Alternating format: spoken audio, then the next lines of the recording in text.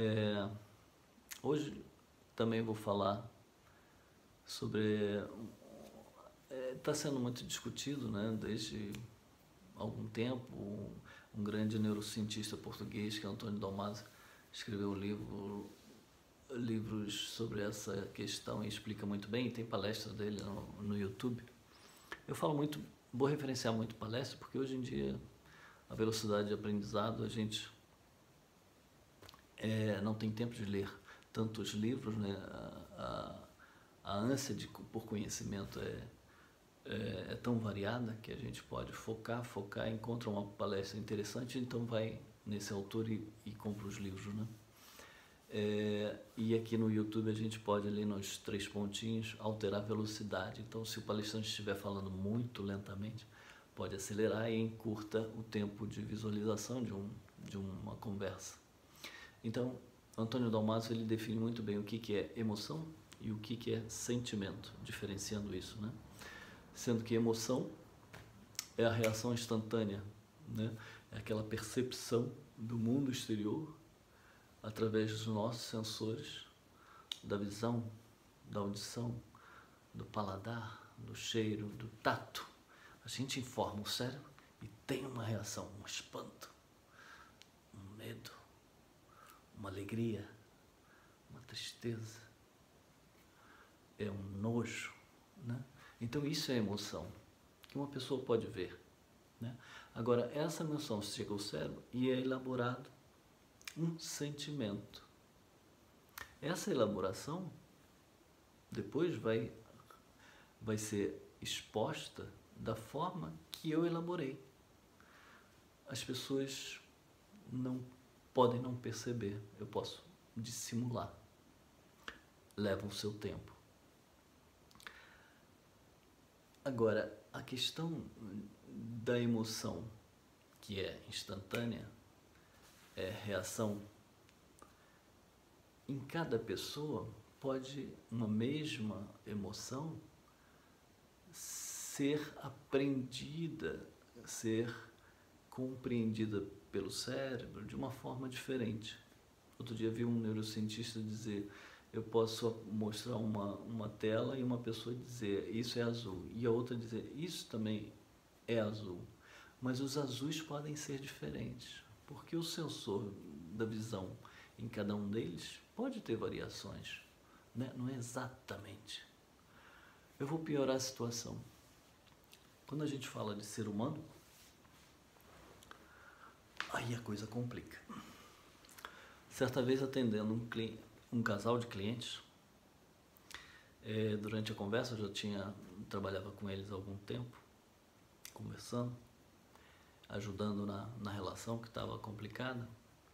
O marido se queixa que durante o ato sexual, já estavam casados há 10 anos, já tinham 2 filhos, a esposa nunca tirava o sutiã.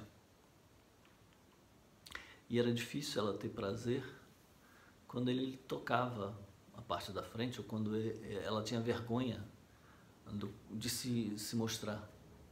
Ela ficava muito mais relaxada quando ele tinha relação sexual e ela estava de costas, em posições que ela não estava de frente, e isso incomodava ele. Só que ela nunca aceitava falar sobre isso.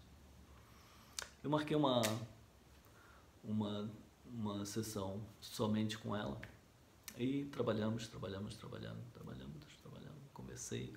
conversei. Até que chegou o ponto, uma vez, que ela comentou um segredo que ela tinha, né? Os segredos são sempre um bloqueio, né? É muito forte, e às vezes é um segredo para aquela pessoa tão gigantesca, dependendo da época, né? E ela tinha um segredo de uma época que ela tinha 5 anos de idade, que aconteceu um trauma.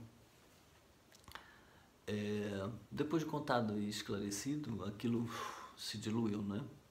O trauma para uma criança tem uma dimensão que, depois visto por um adulto, ele tem o devido tamanho, né? A gente desdramatiza, né? Um trauma, a gente não pode voltar no passado e alterar o trauma, mas a forma que você conta esse trauma, o drama que você faz sobre esse trauma, a gente pode desdramatizar e diminuir e pôr no devido lugar.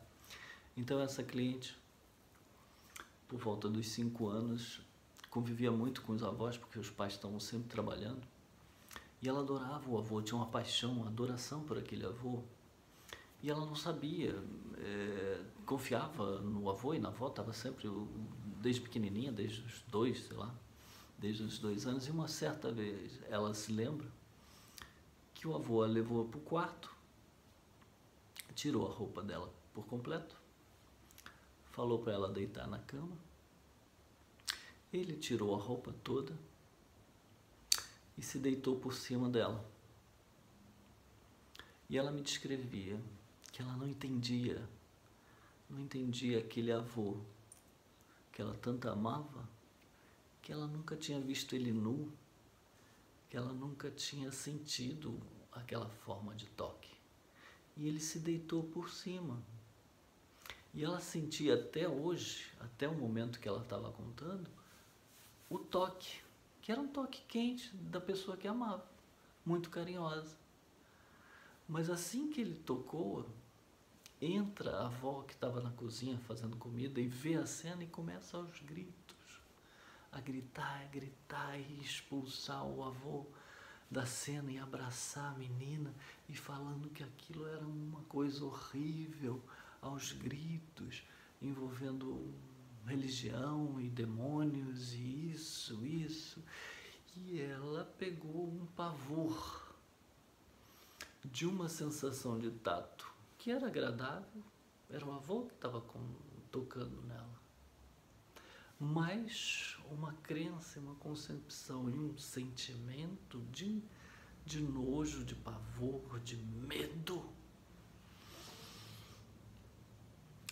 Quando ela me contou, a gente levantou até a hipótese de provavelmente aquele avô já estava demenciado, talvez com Alzheimer, e é muito comum o doente de Alzheimer fazer uma confusão de uma filha como se fosse a esposa, ou de uma neta como se fosse a esposa, e muitas vezes querer namorar a filha achando que é a esposa. Dentro da demência, dentro do não reconhecimento da fisionomia da esposa, né? Ou confundir, porque a memória da infância e da adolescência e da juventude ainda está preservada e ele faz uma confusão. Não pode, provavelmente não tinha maldade nenhuma nesse contato do avô com a neta. Esse foi a desdramatização, né? Mas isso tinha que ser trabalhado no corpo. Ela reaprender aquele toque, a não ter o nojo, não ter o medo, não ter o pavor de uma coisa pecaminosa.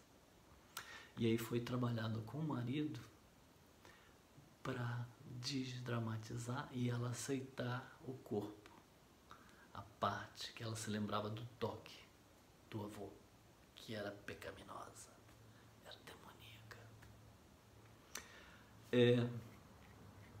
Por que eu falei isso?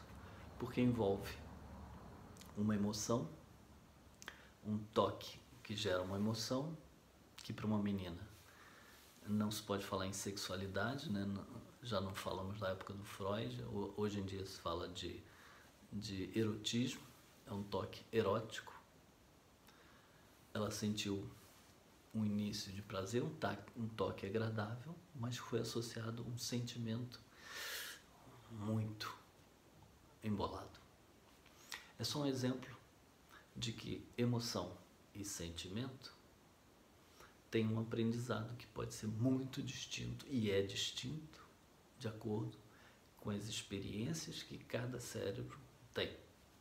As conexões, as sinapses podem ser feitas diferentes. Os azuis para uma pessoa e para outra podem ser diferentes.